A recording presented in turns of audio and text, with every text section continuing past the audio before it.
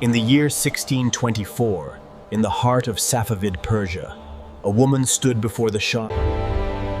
Queen Ketevan of Georgia, widow, mother, regent, was her. The price was simple: renounce her Christian faith, accept Islam, marry into the Persian nobility. She refused.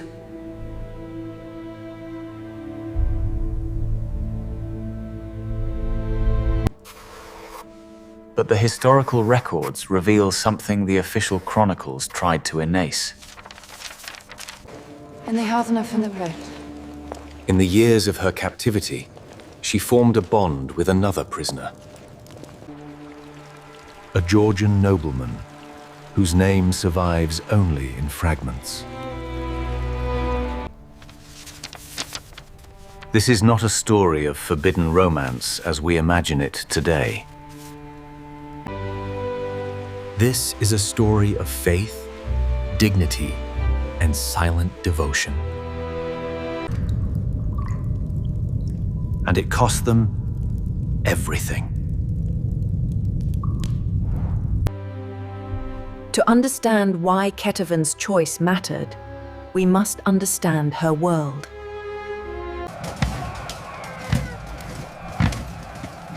The early 17th century was an age of empires. Borders were drawn by conquest, and faith was a weapon.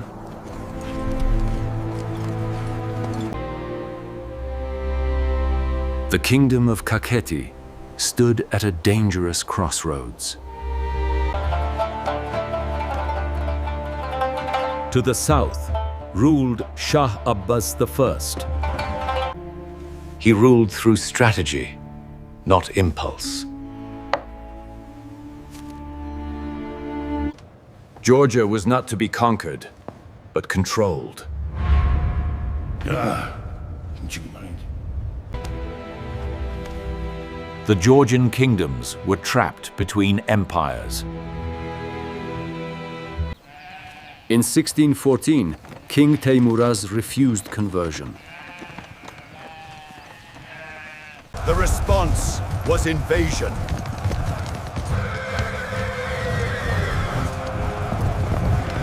The capital was sacked.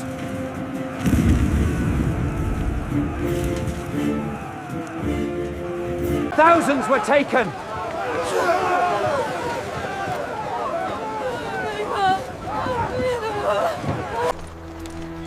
Among them was Queen Ketevan.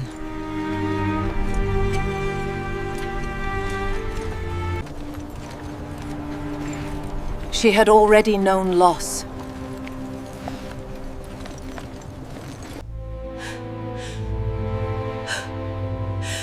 Her husband had been murdered. She had ruled in a dangerous age. Now she was a hostage.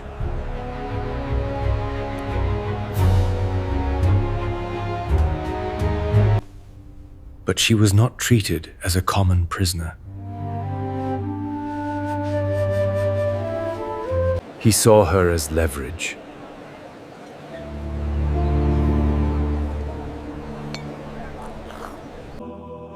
And as a symbol. If he could convert her, others would follow.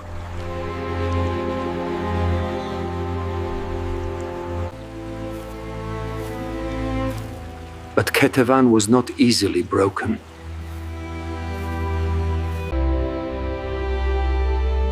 The Persian court was a place of beauty and calculation. She lived in gilded captivity.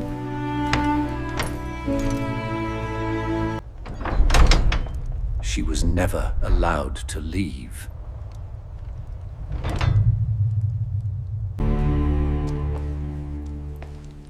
Other Georgian hostages were held nearby.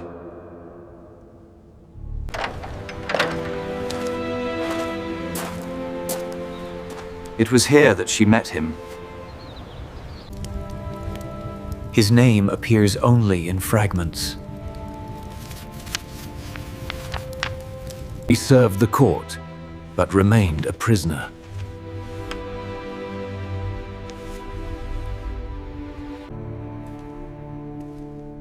They recognized each other as exiles.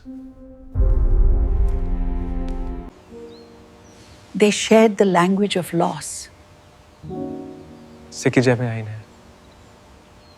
Ketevan kept her devotion private.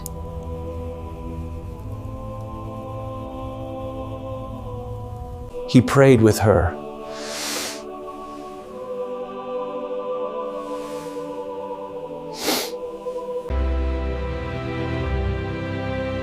This was not a romance of passion. It was a partnership in suffering. Do you remember the rain on the roof? Every night. I miss that. They spoke of home. They spoke of faith.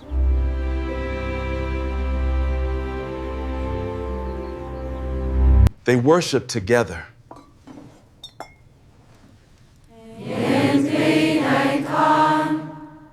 They supported others.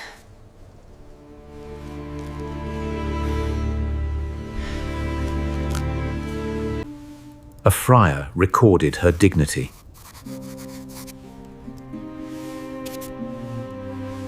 The language was careful.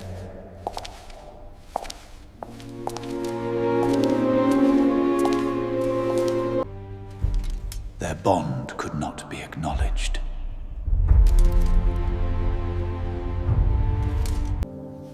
They expressed care through small acts.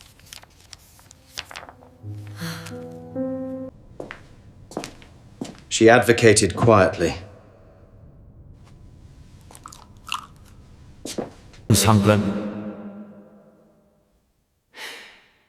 They grieved together.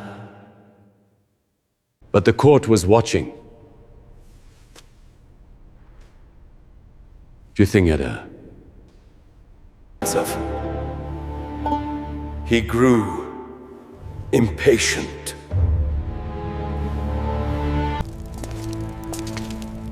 By 1622, pressure intensified.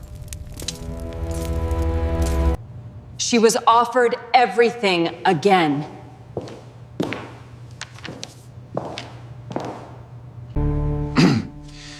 She refused again.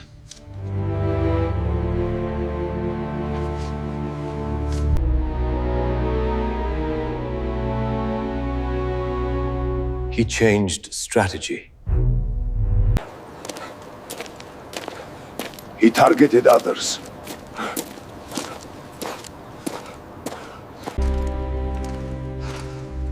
Especially the man closest to her. She faced a crisis.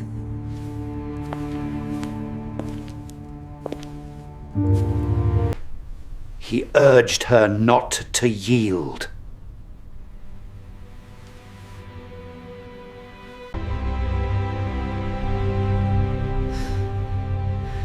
He accepted death.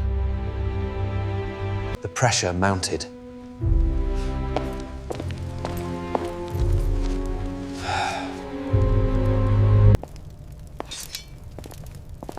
In September 1624, patience ended. She was brought forward.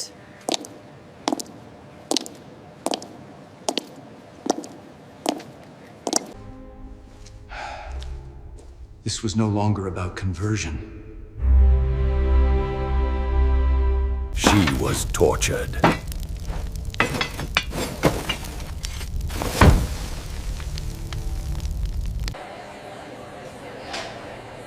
She prayed in silence. He was forced to watch.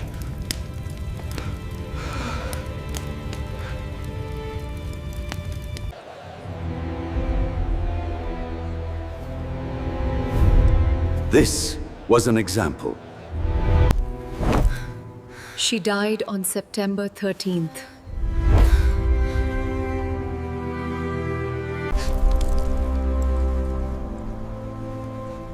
Her final words were prayers. Relics were preserved.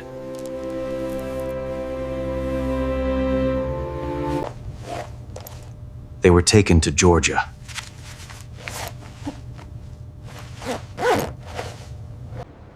He survived.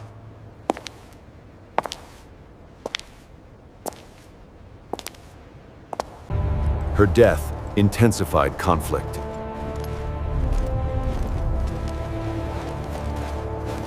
The strategy failed.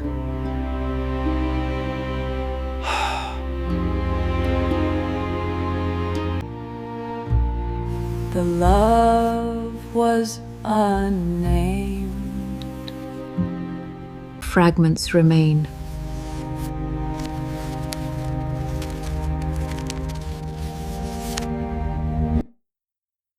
This is not a romance of drama.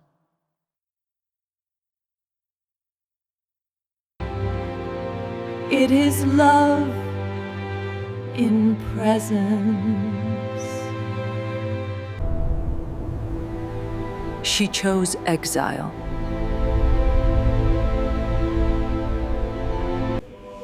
In a world that often measures love by its visibility, Ketevan's story reminds us of something older. That the deepest love is often the quietest.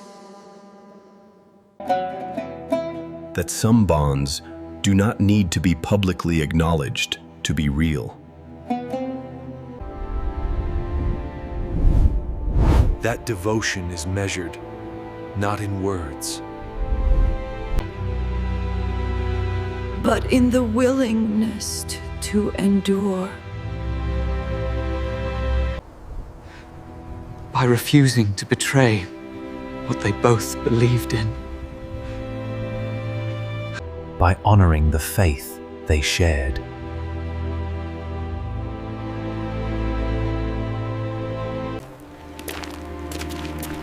By dying in a way that allowed him to live with integrity. This is not a love story with a happy ending.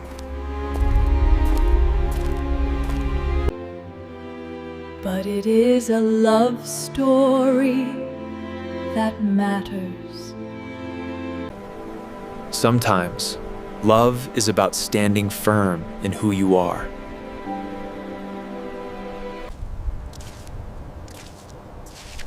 Even when the person you love is watching.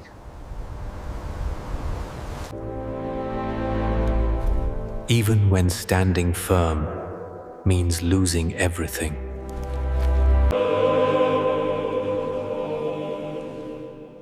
Queen Ketevan did not choose love or faith over love.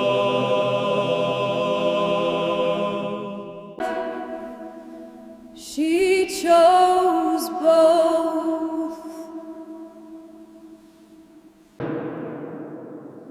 And in doing so, she kept her soul. And somewhere in the margins of history,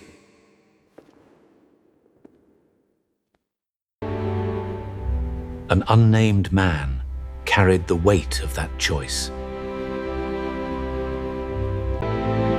for the rest of his life.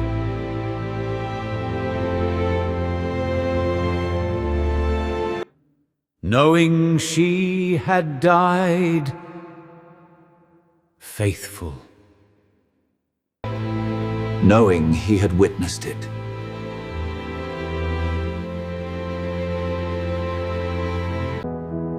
Knowing their love had been real. That is what makes this story matter.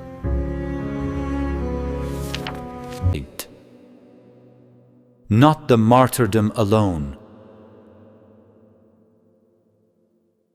but the human connection.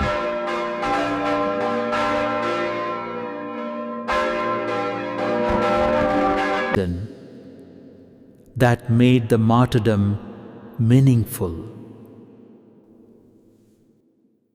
as long as they did not forget themselves.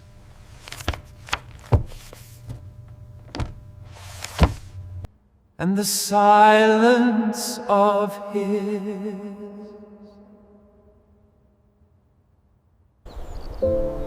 4 centuries later,